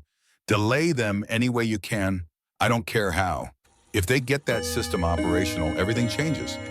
Spring arrived suddenly. The world transformed from frozen white to flowing water and mud within days. By mid-March, the ground was workable and the window for construction had opened. Martin stood at the spring site at dawn on the first day of work, Thomas's original hand pump in his hands. A piece of history from 1968, the first thing Thomas had built on this land. The sunrise painted the eastern sky in brilliant oranges and pinks as Martin placed the pump on the stone foundation they'd poured the previous week as the central pump station's base. The symbolic gesture felt appropriate, acknowledging the past before building the future. "For Thomas," Martin whispered to the silent forest, "we're finishing your work." The blue light appeared briefly between the trees, pulsing once before fading into the growing daylight. Martin had come to interpret these appearances as Sarah's presence, watching over the project her husband had never completed. The light manifested most strongly during pivotal moments: decisions, discoveries, commitments. Its appearance now seemed like benediction. The crew assembled by 8 o'clock. Raymond and Travis Dawson brought their excavator and trencher. Marcus Dawson arrived with his welding equipment. Francis's nephew, the plumber, came with specialized tools and expertise. Eleanor established a field kitchen, preparing to feed the volunteers who'd promised to help. And Lily was there, having taken a week off from school, wearing work gloves and a determined expression. "Where do we start?" she asked, standing beside her father as the others unloaded equipment. Martin spread Thomas's map across the hood of his truck, the team gathering around. "We start with the main line from the spring to the first distribution point. According to Thomas's calculations, we need the pipe buried at least 18 inches deep to prevent freezing, with proper grading to maintain pressure through the system." The first challenge appeared immediately. Despite the surface thaw, the ground remained partially frozen 18 inches down, precisely where the main pipeline needed to run. The trencher could cut through it, but slowly straining the equipment. "We go slow and careful," Travis advised, adjusting the trencher's settings. "No point breaking equipment on day one." They worked through the morning, the trencher grinding out a path from the spring toward the first distribution point. Martin and Marcus follow behind, laying pipe-checking grades, ensuring everything matched Thomas's specifications. Lily documented the process, photographing each stage as Francis's nephew verified the connections would meet code requirements. By noon, they'd completed the first 100 yards. The team gathered around the pump station, enjoying the hot soup and sandwiches Eleanor had prepared. The mood was optimistic despite the difficult terrain. They were making tangible progress on a system generations in the planning. The distinctive rumble of Harrington's Range Rover shattered their brief respite. The vehicle approached slowly, purposefully, followed by a county truck with official markings. Harrington emerged wearing an expensive outdoor jacket that, unlike his previous attire, actually showed signs of use: mud spatters on the sleeves, dust on the shoulders. Two county officials exited the truck behind him carrying clipboards and looking uncomfortable. "Mr. Reeves," Harrington called, striding toward the worksite with manufactured confidence, "I'm afraid you'll need to stop construction immediately." Martin set down his sandwich and stood. "We have all required permits. There's been a complaint filed." Harrington gestured to the officials. "Given the environmental sensitivity of spring water extraction and potential impact on downstream users, the county has placed a temporary halt on your work pending review." The male official stepped forward, clearly uncomfortable with his role. "Mr. Reeves, I'm sorry, but we do need to verify compliance with all environmental regulations. That's going to require some time." "How much time?" 2 weeks minimum, maybe more." Martin felt anger rise but forced it down. Losing his temper would only serve Harrington's purposes. "Can I see the complaint?" The official handed him a document. Martin scanned it quickly. The complaint claimed excessive water extraction could damage downstream ecosystems, impact wildlife, and violate environmental protection statutes. It was signed by 3 downstream property owners. "These properties," Martin said, pointing to the names, "are all owned by development companies." "That's irrelevant," Harrington interjected smoothly. "They're legitimate downstream users with legal standing to raise concerns." Raymond stepped forward, decades of contained anger evident in his rigid posture. "Those are shell companies. Everyone knows you bought those properties through LLCs to hide your involvement." The female official looked between them, clearly uncomfortable with the politics. "Gentlemen, that's not for us to determine. Our job is to ensure compliance with environmental law. Mr. Reeves, I'm afraid we have to ask you to cease work until the review is complete." Lily moved to stand beside her father, her eyes fixed on Harrington. "We're already behind schedule. If we don't finish the main pipeline before the ground fully thaws and the spring runoff starts, we'll have to wait until next year." "That's what you want, isn't it, Mr. Harrington? Delay us until we can't afford to continue." Harrington's smile held no warmth. "I want to ensure proper environmental stewardship. If your project is legitimate, a 2-week delay won't matter." "It matters," Martin said evenly, "when the delay is designed to kill the project, not protect anything." The male official raised his hands placatingly. "Look, I understand this is frustrating, but the law is the law. We need that review completed. I suggest you contact your attorney and work through the proper channels." After they left, the crew stood in defeated silence. 2 weeks minimum, more likely a month. By then, spring runoff would make trenching impossible. They'd lose the year, have to overwinter the partially completed system, risk frost damage to exposed pipes. "He's going to win," Marcus said, voicing what everyone was thinking. "He'll delay us until we're out of money and time." Martin looked at the trench they'd dug, the pipe they'd laid Thomas's pump sitting on the foundation. He thought about Thomas fighting this same battle, dying before he could finish. Thought about Lily's essay about the community members who'd invested their faith and money in this project. "No," he said with quiet intensity, "we keep working." "You heard the officials," Travis said, gesturing toward the retreating vehicles. "They'll fine us, maybe worse. They said we can't extract spring water or install pipeline. They didn't say anything about preparation work." Martin pointed to the survey flags marking the route. "We can clear the pipeline road, stage materials, build the distribution boxes, everything except the actual water system installation. When the review clears, and it will clear because we're doing nothing illegal, we'll be ready to complete the work in days instead of weeks." Raymond grinned, the expression transforming his weathered face. "Work around the edges. I like it." "It's risky," Francis warned, and always the voice of pragmatism. "If Harrington claims we're violating the stop work order, let him claim it. Lily interrupted, her voice stronger than Martin had ever heard it. We document everything. Show we're in compliance. Force him to explain why preparing a worksite violates environmental law. Martin looked at his daughter, saw the determination in her expression. The fire that reminded him of himself at her age perhaps reminded him of Thomas too, refusing to quit, finding another way forward. All right, he said, turning to the crew. We adapt, work on everything we can legally work on, and we wait for the review to clear, but we don't stop. We don't give up. The crew returned to work with renewed purpose, shifting focus to tasks that didn't involve water extraction or pipe installation. They cleared brush along the pipeline road, excavated the distribution box locations, prepared mounting hardware. Progress, but not the progress they needed. That evening, Martin called Diane. The review will take as long as Harrington can make it take, she said bluntly. He'll challenge every finding, request additional studies, exploit every procedural delay available. This could drag on for months. What are our options? Fight it in court, which takes time and money, or find a way to make continuing the delay politically costly for him. Martin pondered this as he sat in the workshop that night, staring at Thomas's journals. How had Thomas endured this? Years of harassment, legal challenges, the constant pressure from someone with more resources and fewer scruples. The answer was in the pages themselves. Thomas had endured by keeping his eyes on the goal, by documenting everything, by building carefully and correctly, so that when the time came to defend his work, the work itself would become the defense. Martin opened his own notebook, the new journal he'd started when he arrived. He began writing, documenting the day's events. Harrington's tactics, the community's response, creating a record that would matter when this battle was finally resolved. Outside, night had fallen. The spring flowed on in the darkness, constant and patient. The work waited, and tomorrow they would return to it. The environmental review took exactly 3 weeks.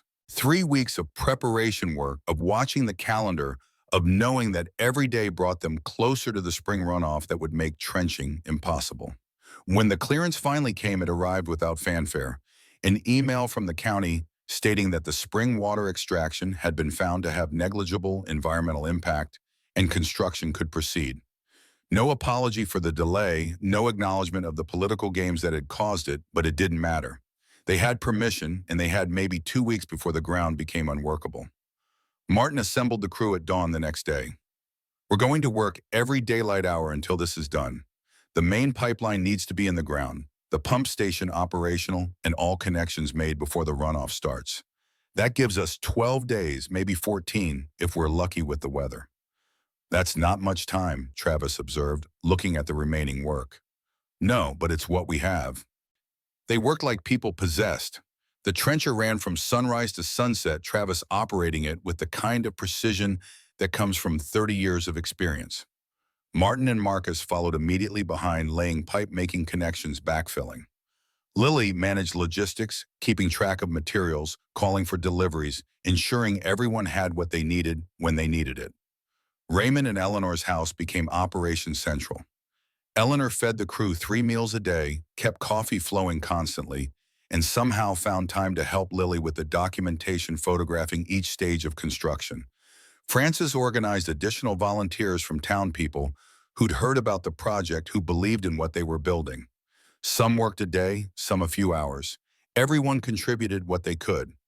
By day 4, the main pipeline was complete. By day 7, the distribution boxes were installed. By day 9, the pump station was operational and individual property connections were being made. They were going to make it. Then the weather turned. On day 10, heavy rain moved in, not spring showers, but serious rain, the kind that meant snowmelt accelerating in the high country, the kind that would bring the runoff early. They worked through it anyway, rain gear and determination, mud up to their knees, the trenches struggling in the saturated soil. But they kept moving forward. On day 11, Harrington appeared again, this time with a television news crew. We're documenting this for a story on environmental protection, he announced, the camera filming the muddy worksite. Mr. Reeves claims to be building a sustainable system. But look at this destruction. Trees cleared soil, disrupted natural drainage, patterns altered. All so he can avoid paying for county water service like everyone else. Martin, mud-covered and exhausted, approached the camera crew. You want to film something? Film this. He led them to the pump station where Thomas's original 1968 hand pump, sat mounted on the wall like a memorial. This pump was built by Thomas Edwards in 1968. He spent his entire life designing systems that would let people live independently, sustainably, without depending on corporations that profit from basic necessities. Martin pointed to the modern pump assembly they'd installed. This is his design refined over decades. It uses no electricity, no fuel, no external power.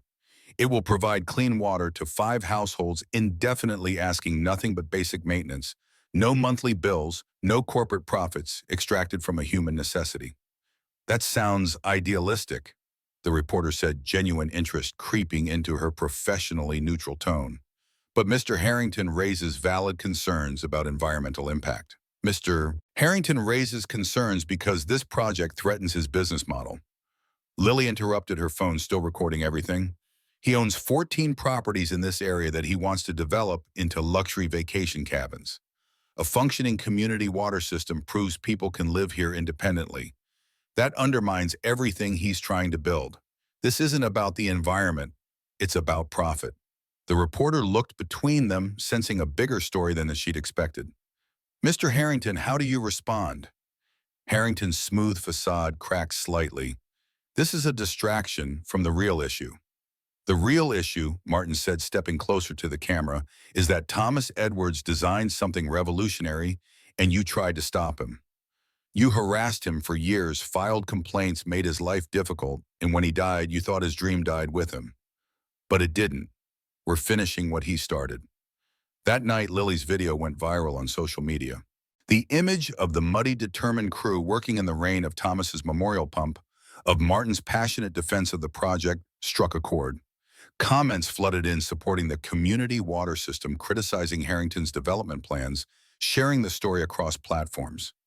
The state sustainability organization that had awarded Lily's grant contacted them, offering additional funding and technical support.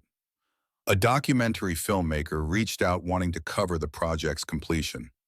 Suddenly, what had been a local struggle became something larger, a symbol of community resilience against corporate encroachment. On day 13, with storm clouds gathering for another deluge, they made the final connection.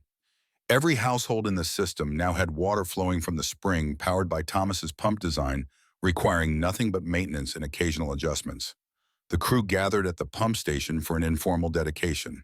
Martin had worked through the previous night to finish one last element, a bronze plaque that Francis's nephew had helped him create. It bore Thomas's name, his dates, and a simple inscription: "He dreamed it. We built it. His legacy flows on." Martin mounted the plaque next to Thomas's original hand pump. Everyone stood in silence for a moment, honoring the man whose vision had made this possible. The blue light appeared briefly, hovering near the plaque before fading away, as if Sarah had come to witness this moment of completion. "Thomas died thinking his work was unfinished," Martin said quietly. "Died believing he'd failed to create what he'd spent his life imagining. But he didn't fail. He prepared everything we needed, the designs, the plans, the knowledge. All that was missing was people willing to finish it."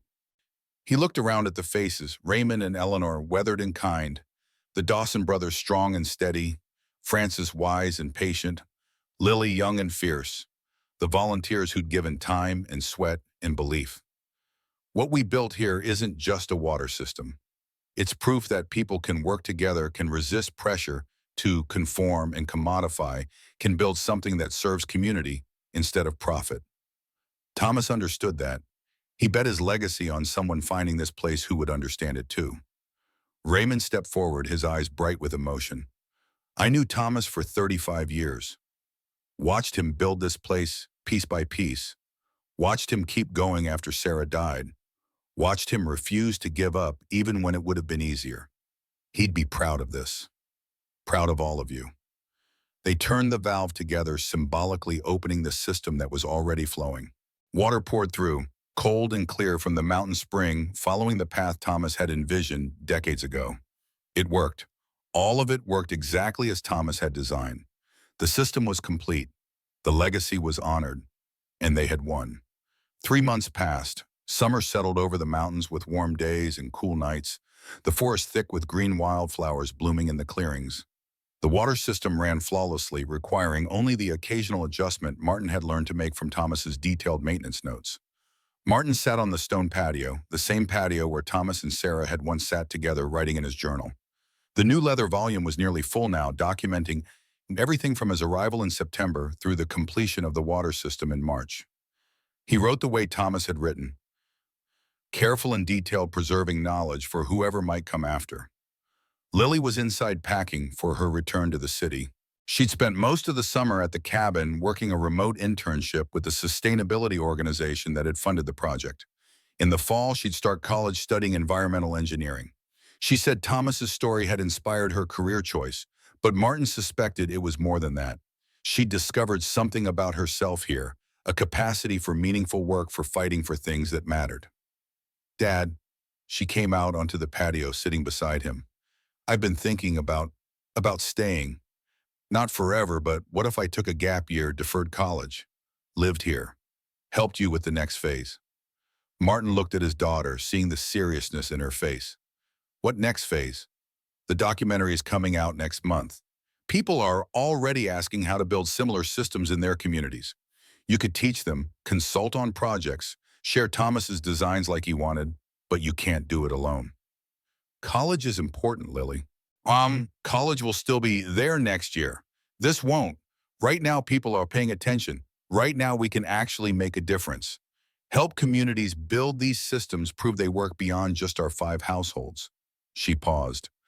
I think that's what Thomas would want. Not just one system, but the knowledge spreading, helping others. Martin felt emotion tighten his throat. She was right, of course. Thomas hadn't designed this system to benefit only a few. He'd created it as proof of concept, as a model others could follow. The real legacy wasn't the physical pipes and pumps. It was the knowledge, the possibility, the independence they represented. You're sure? I'm sure. That evening, Raymond and Eleanor came for dinner, bringing fresh vegetables from their garden, a garden that now thrived with reliable water from the system. They sat around Martin's table, the same table where Thomas had once sat planning and dreaming. Heard from Harrington, Raymond asked, passing the bread. His lawyer sent a letter last week. He's dropping all legal challenges. The publicity made continuing the fight too costly politically. He's selling his properties. Putting them all on the market, Eleanor added. Word is he's leaving the area entirely. Good riddance, Raymond said, raising his glass of water, cold and pure from the spring. To Thomas and to Martin, for finishing what Thomas started. They drank, and Martin felt the weight of the past year settle into something like peace. He'd come here broken, desperate, down to his last dollars and his last hope. Now he sat at a table with friends, his daughter choosing to stay and build something with him, a community water system flowing strong outside. After Raymond and Eleanor left, Martin walked the property in the fading light. He stopped at the pump station, running his hand over the bronze plaque. Thomas's name gleamed in the sunset. The blue light hadn't appeared in weeks, not since the system's completion, as if Sarah had finally found peace once Thomas's work was fulfilled. We did it, Martin said quietly to the empty forest. Your dream is real, and we're going to keep building it, keep sharing it. You're not forgotten, Thomas. Your work matters. The next morning, Martin began a new journal. On the first page, he wrote, My name is Martin Reeves. I came to this cabin in September, buying it for almost nothing because I had almost nothing left. I found journals written by Thomas Edwards, the man who built this place, who spent his life creating systems that could help people live independently and sustainably. This journal documents what we built from his designs. A community water system serving 5 households, powered by nothing but natural spring flow and brilliant engineering. But more than that, it documents what we learned. That legacy isn't about fame or fortune. It's about building things that help others, about sharing knowledge freely, about believing that a better way of living is possible, even when the whole world seems designed to make you give up. Thomas left these journals for someone to find. I found them. Now I'm leaving this journal for the next person, the one who will take this work further, who will build on what we started, who will keep the dream moving forward. If you're reading this, you probably need it. You probably came here desperate, looking for a second chance, wondering if rebuilding is even possible.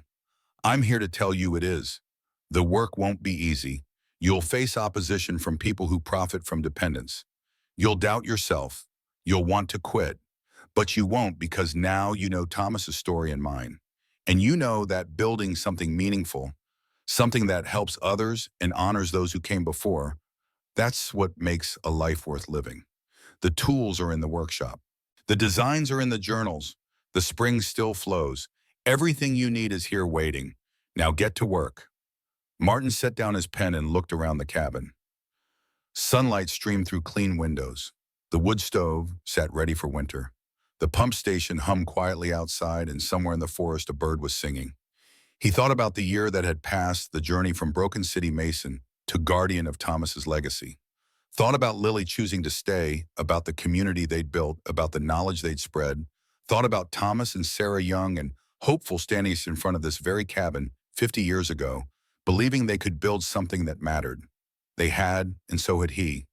The cabin was no longer abandoned. The journals were no longer forgotten. The dream was no longer just a dream. Martin picked up Thomas's old tool belt, his tool belt now, and buckled it around his waist. There was work to do. A consultation request from a community in Wyoming. Plans to review for a similar system in Idaho. Designs to refine knowledge, to share legacies to honor. He walked outside into the mountain morning, into the forest Thomas had loved, into the life he'd rebuilt from nothing. And he got to work.